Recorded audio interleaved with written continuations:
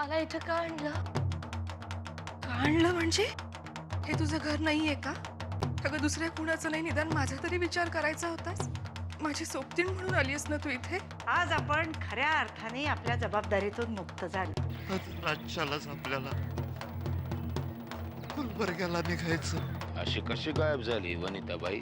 भवानी माईने सांगितलेल्या भाकितावर तोडगा निघालाय. लग्नाआधी व्याभिचाराची परंपराच आहे तुमच्या गावची. राम रंगले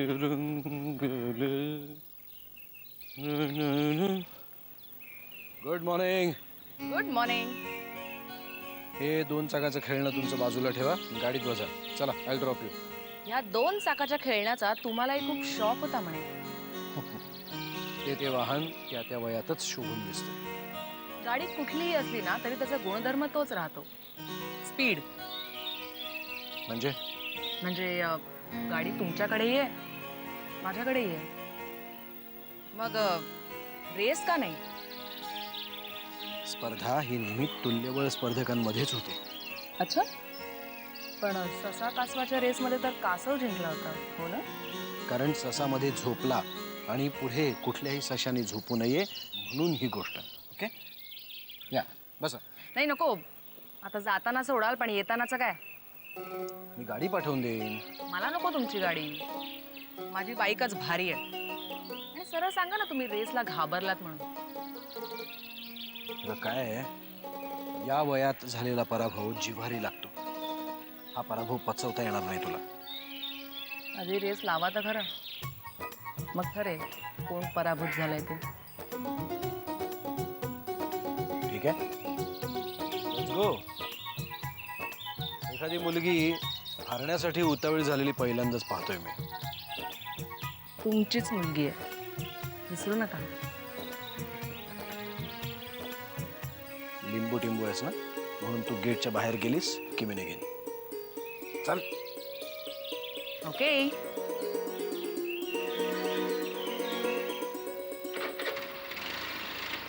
ऑल द बेस्ट.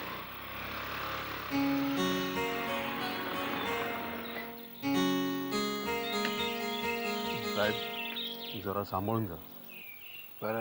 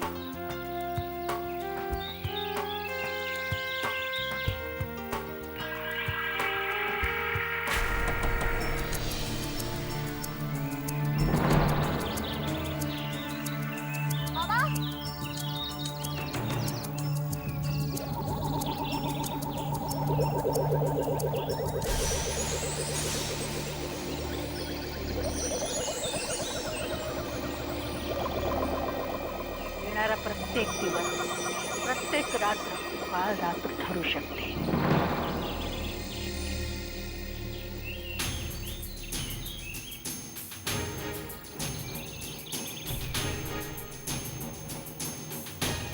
बाबा,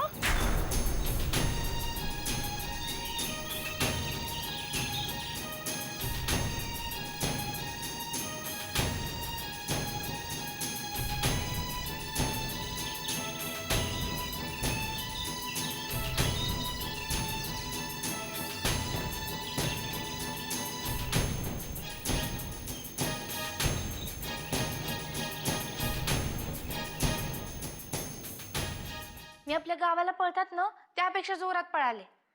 पण तुला पळायची गरजच काय होती? आजूबाजूला माणसं नव्हती का? अगं अशा वेळी आरडाओरडा करायचा असतो, हाका मारायच्या असतात, लोक येतात मदतीला धावून. आणि पळून पळून किती पळालीस तीस ग तू? किती पण पळाले असते, पार आपल्या गावापर्यंत पळाले असते. हे बघ जानकी, जे काही झालं ना ते मला अजिबात आवडलेलं नाहीये. तुला काही झालं असतं तर सुभान दादांना काय सांगितलं असतं आम्ही? अगं पण तुम्हाला त्रास होऊ नये म्हणूनच केले ना ग मी पळून. कुणाला होतो तुझा त्रास? ह्यांनाच ना. आत्याबाईंच्या कानावर घातलं असतं ना तर बसलेच ते गप्प. मला एक सांग, ते तुझ्यावर एवढे का चिडतात? ते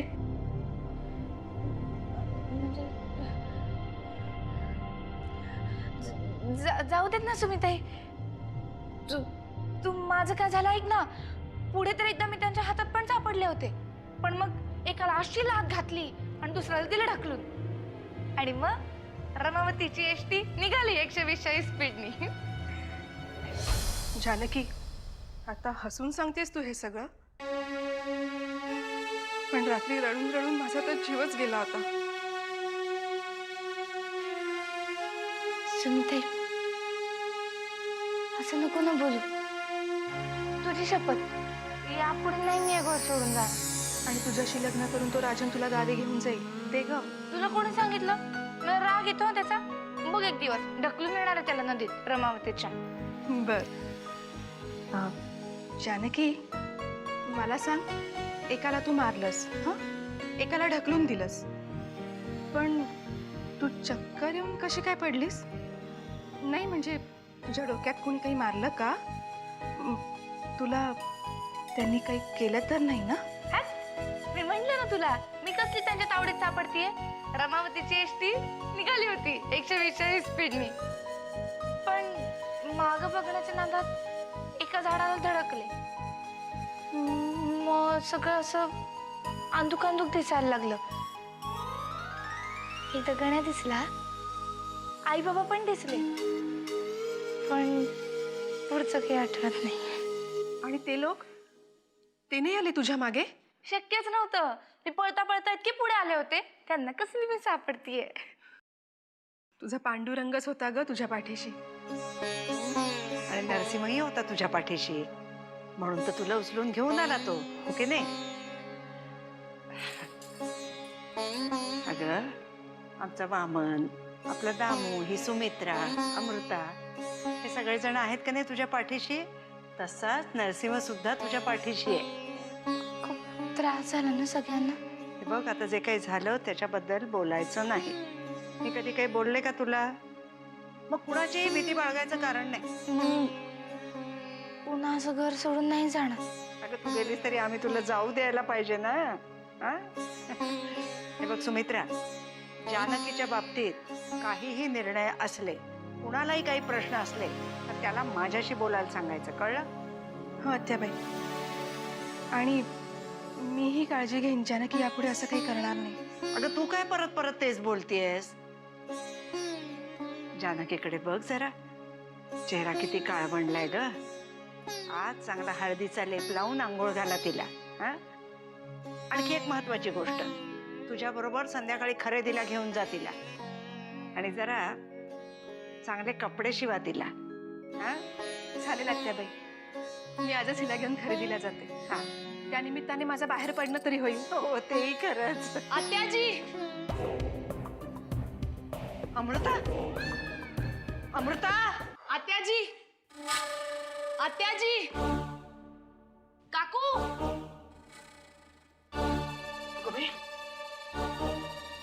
हा, काय झालं? बाबांच्या गाडीचा ऍक्सिडेंट झाला. छातीला थोडा मार बसलाय, पण काही सिरियस नाहीये. सिरियस काय नाहीये? गाव बघ केवढा फुटलाय त्याला तो. ड्रायव्हर कोण होता? बाबा स्वतः चालवत होते. तू गाडी चालवत होतास, आणि मग ड्रायव्हर काय झोपा काढत होता? आत्याबाई, मीच सांगितलं होतं त्याला इथे थांबायला. अरे तुझं काय चाललंय नरसिंहा? तुला माहिती आहेत ना दिवस कसे आहेत ते? मग का असा जीवघेणा खेळ खेळतोयस? ऍक्च्युली चूक त्यांची नाहीये, हे सगळं माझ्यामुळे घडलंय. मीच बाबांबरोबर रेस लावली होती.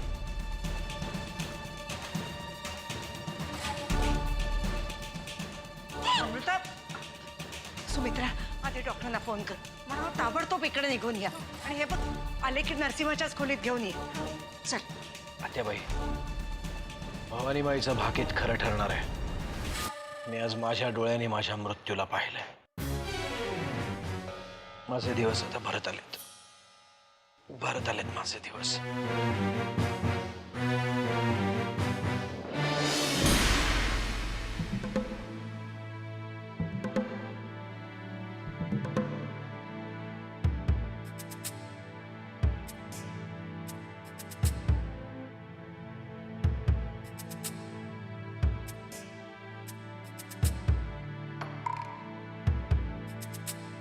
Ay.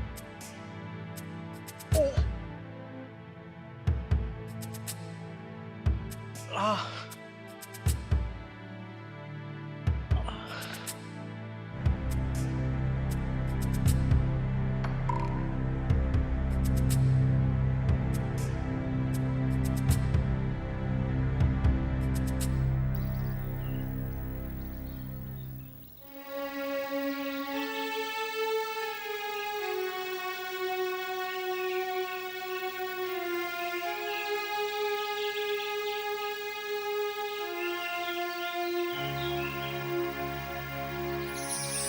अमृता जे काही घडलं ते तुझ्यामुळे असं तुला सारखं का वाटतंय?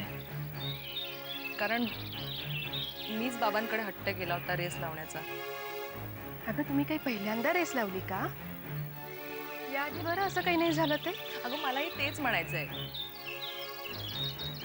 ह्यापूर्वी सगळं कसं सुरळीत चाललं होतं, मग अचानक असं काय घडलं की अशा विचित्र घटना घडायला लागल्या. काय झालं असं अमू? एक छोटासा ऍक्सिडेंट झाला बस एवढंच ना? एवढंच नाहीये सुमित्रा काकू. आई गेल्यापासून ना काहीतरी विचित्रच घडतंय ग. बाबा सुद्धा एवढे डिस्टर्ब आधी कधीच नव्हते आणि आत्ता आधीचं तर काहीतरी वेगळंच चाललेलं असतं हल्ली. आणि अहिल्या काकू ती तर जास्तच तिरसट झालीये. अमू असं होतं ग.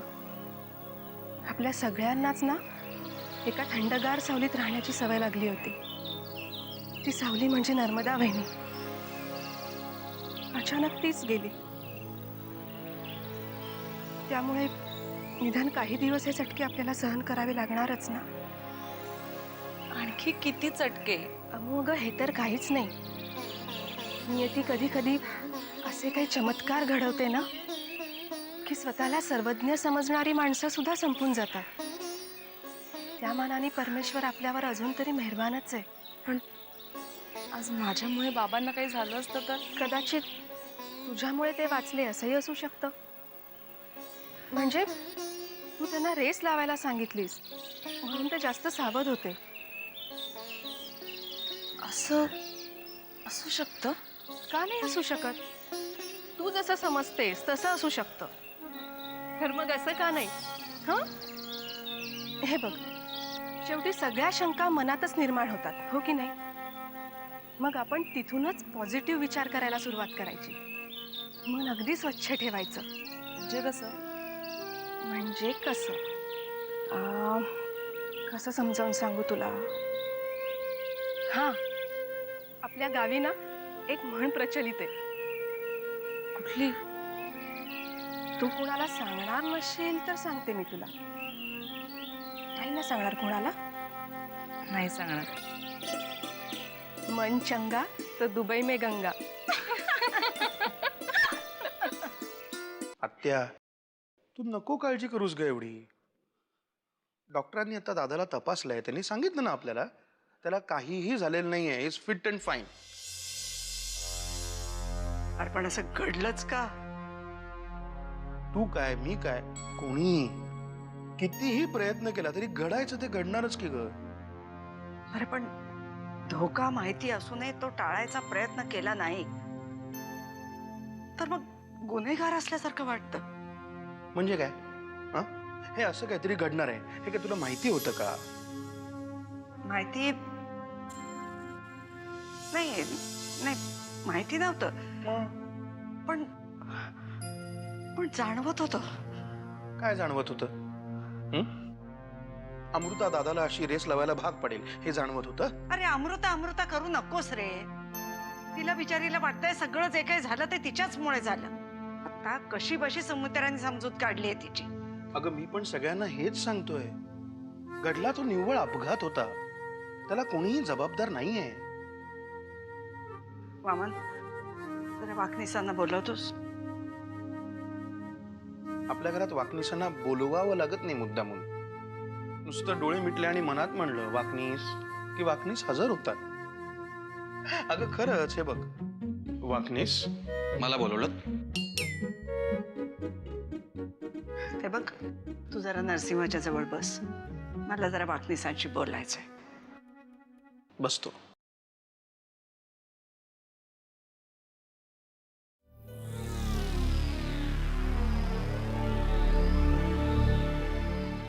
वाकणीस, हा अपघात म्हणजे नियतीने आपल्याला केलेली सूचना आहे. आता जास्त वेळ वाया घालवू नका. आपले प्रयत्न चालूच आहेत आत्याबाई.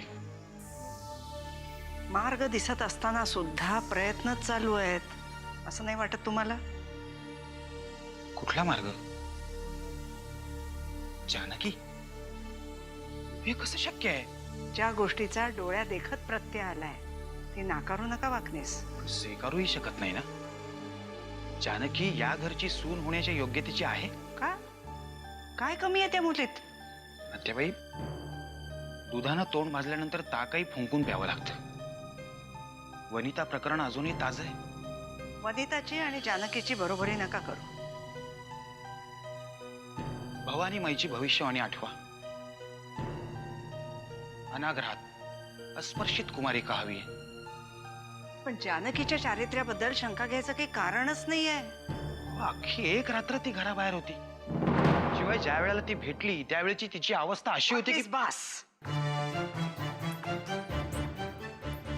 माफ करा आत्याबाई, पण शहानिशाही करावीच लागेल. ती मी करीनच.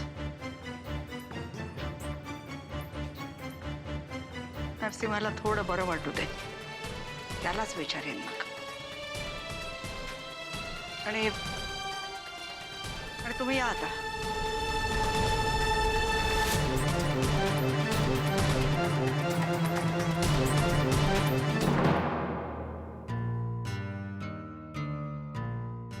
जे तुझ्या ओठात ते कुणाच्या तरी पोटात. हे असं कोड्यात बोलण्यापेक्षा माझ्या प्रश्नांची उत्तरं दे. तू त्यांना असं काय सांगितलंस? त्यांचं जाऊ दे, आधी तुझा विचार कर. तुझं काय होणार? काय होणार आहे माझं? पाय पुसणं. आजीला तू पायंदळी तुडवतेस ना, तीच उद्या तुझं पाय पुसणं करणार. अहिल्याताई, तुम्हाला जानकीचा काही प्रॉब्लेम आहे का? का? तुला त्रास होतोय का? नाही, मला काही त्रास नाही झाला. पण जानकीबद्दल कोणाला काही प्रश्न असतील ना, तर ते त्यांनी आत्याबाईंशीच जाऊन बोलावं, असं आत्याबाईंनीच सांगितलंय. होळी भाबडी म्हणता म्हणता तुला पण त्यांची वकिली चांगलीच जमायला लागली. दादाचं मूलबाळ म्हणजे अमृता. जे गोष्ट लक्षात कशी येत नाही वहिनी? एक ना एक दिवस ती दुसऱ्याच्या घरी जाणार. म्हणजे हे सगळं चाललंय ते वारस हवा म्हणून. की तुझ्या ओठी ते कुणाच्या तरी पोटी, असं म्हणाली होती ती. म्हणजे मूल होण्याची इच्छा माझ्या ओठी, आणि सुमित्राला इच्छा नसतानाही मूल. समजा तिला मुलगा झाला तर तोच किल्लेदारांचा वारस.